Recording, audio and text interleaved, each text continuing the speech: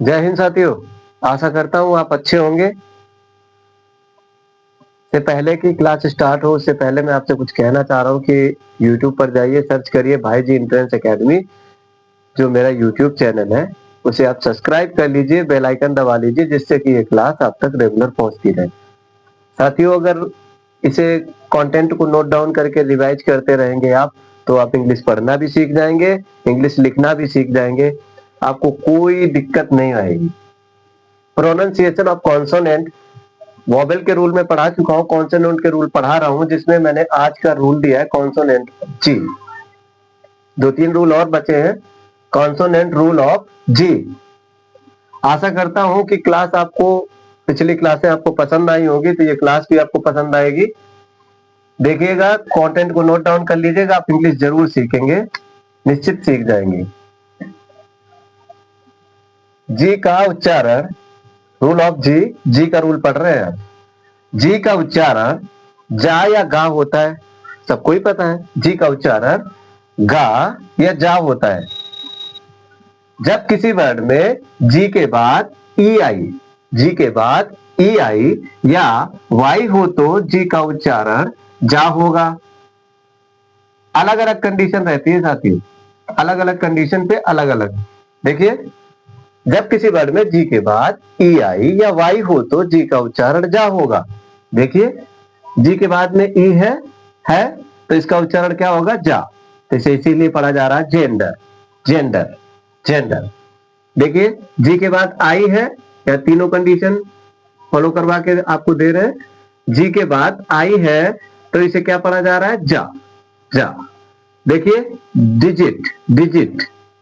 इसमें देखिए, जी के बाद वाई है, इसलिए इसे क्या पढ़ा जा रहा है? जा, जाई। अब आपको 3 कंडीशन अगर दे रखी है इस तरीके की, तो आपको उस जगह पे जी को जा पढ़ना है। ओके, समझ गए होंगे। अपवाद भी है, कुछ वर्ड अपवाद भी है। ये वर्ड है समथिंग 16 के करीब में अपवाद है, जो अपवाद के तौर पर है, जहां पे जी के बाद में आई आ रहा है, जी के बाद में आई आ रहा है, लेकिन जब भी इसे जा ना पढ़ के गा पढ़ा जा रहा है। Begin, begin, begin. अभी आप बिगिन नहीं पढ़ेंगे, बिगिन पढ़ेंगे। ये एक्सेप्शन वर्ड है, 16 है। अगली क्लास में मैं वो भी दे दूंगा आपको। फिलहाल ये क्लास जी का कंप्लीट है, 16 वर्ड है, वो मिल जाएंगे। 3 महीने इसमें दिए हुए। अपवाद स्वरूप है बिगिन, यहाँ जा ना पढ़ के। देखिए, यहाँ पे आई आ रहा है, जी के बाद आई आ रहा है तो जा पढ़ा जा रहा है। तो देखिए, यहाँ जी के बाद आई आ रहा है, इसके बावजूद गा पढ़ा जा रहा है। फिंगर, देखिए जी के बाद ई आ रहा है, जी के बाद ई आ रहा है, जबकि जा पढ़ना चाहिए, लेकिन ये अपवाद है, इस वजह से गा पढ़ा जाएगा। फिंगर। देखिए, जी के बाद ई आ रहा है तो इसे जा ना पढ़ के गा पढ़ा जा रहा है। Get. Next para, next rule. जब किसी वर्ड में, जब किसी वर्ड में जी के बाद ए, ओ, यू या कोई अन्य कॉन्सोनेंट, कोई कॉन्सोनेंट या व्यंजन, व्यंजन या कॉन्सोनेंट एक ही बात तो हो तो जी, यानी जी का उच्चारण फिर क्या होगा? गा। जब किसी वर्ड में जी के बाद ए, ओ, यू, अगर ऐसा कुछ कंडीशन है तो जी का उच्चारण गा होगा। देखिए ध्यान से, जी के बाद ए है तो इस जी को क्या पढ़ा जाएगा? गा, गा। इस जी को क्या पढ़ा जाएगा? गा। ये वाली गा, देखिए ये वाली दिया हुआ है। जी के बाद जी को क्या पढ़ा जाएगा? गा। जी है, यानी कि जी के बाद ए है तो इस वजह से इसको पढ़ा जा रहा है गा। Gauge, gauge. इसमें देखिए, जी के बाद ओ है, ओ है, जी के बाद ओ, जी के बाद ओ, तो इसे क्या पढ़ा जाएगा? गा। Good, good. इसमें देखिए, जी के बाद यू है, यू है, तो इसे क्या पढ़ा जा रहा है? Gun, gun. आशा करता हूं कि आपको समझ में आ रहा होगा। नेक्स्ट रूल है, जब किसी वर्ड के बीच में डबल जी हो, जब किसी वर्ड के बीच में डबल जी हो, या किसी वर्ड के अंत में जी हो, या किसी वर्ड के बीच में डबल जी हो, या किसी वर्ड के अंत में जी हो, तो भी जी का उच्चारण गा ही होगा। ऐसी कंडीशन में भी जी का उच्चारण क्या होगा? गा।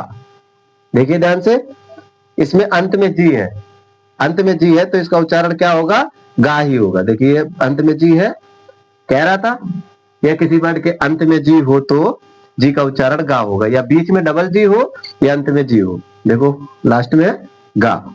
इसे देखिए, इसके बीच में डबल जी है तो इसे क्या पढ़ रहे हैं? गा। Trigger trigger trigger. आशा करता हूं समझ गए होंगे आप। जब किसी वर्ड के शुरू या अंत में जीएन हो तो, शुरू में या अंत में जीएन हो तो जी का उच्चारण साइलेंट हो जाएगा। उस जगह जी को कुछ नहीं पढ़ा जाएगा, साइलेंट हो जाएगा। देखिए जी से स्टार्ट हो रहा है, GNOME, नोम नोम। अब ये जी साइलेंट हो गया तो इसे कितना पढ़ा जा रहा है? ये नोम नोम। जी साइलेंट हो गया। इसमें देखिए अंत में जीएन है तो इसे क्या पढ़ा जा रहा है? Resign resign. अब इसको जी को साइलेंट कर दिया जा रहा है, सिर्फ इसको साइलेंट करके रिजाइन रिजाइन, जी को साइलेंट कर दिया गया। देखिए नेक्स्ट पैरा, नेक्स्ट रूल। जब किसी वर्ड के अंत में जीएम हो तो ऐसे शब्द में, वर्ड के अंत में जीएम हो तो ऐसे शब्द में जी साइलेंट हो जाता है, जी साइलेंट हो जाता है।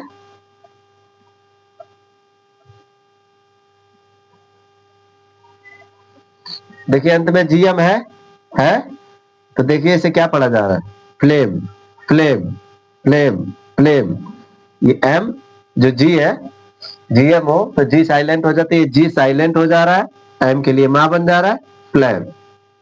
इसे देखिए इसमें अंत में जीएम है तो देखिए इसे पर डाइम, जी साइलेंट हो जा रहा है। आशा करता हूं आपको क्लास पसंद आई होगी। पसंद आई है तो वीडियो को लाइक शेयर सब्सक्राइब कमेंट करना नहीं भूलिए, चैनल को सब्सक्राइब कर लीजिए। जय हिंद साथियों।